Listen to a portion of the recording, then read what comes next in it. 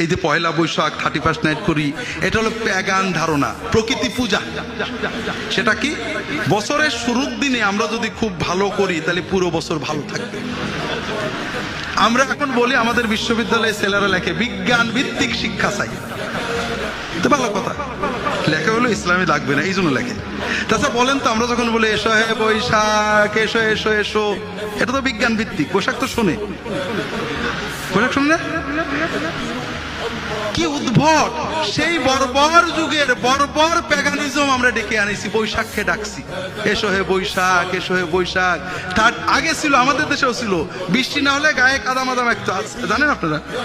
এটা হলো প্রকৃতি পূজা, অর্থাৎ আমরা কাদা মাখছি, আসমান হয়তো আমাদের কাদা দিকে একটু বৃষ্টি দিয়ে দেবে। কথা বোঝেননি? পয়লা বৈশাখে ঢোল বাজাচ্ছি, তাহলে সারা বছর বোধহয় ঢোল বাজানো হবে, বুঝলাম। কিন্তু পহেলা বৈশাখে, সামনে কাল বৈশাখী, আসো আমরা পয়লা বৈশাখে সবাই অন্তত গরিবদের জন্য একটা ভালো বাড়ি বানিয়ে দেব, গরিবদের ঝড় আসছে একটু খুঁটিগুলো মজবুত করে দেব, দুটো পলিথিন কিনে দেব।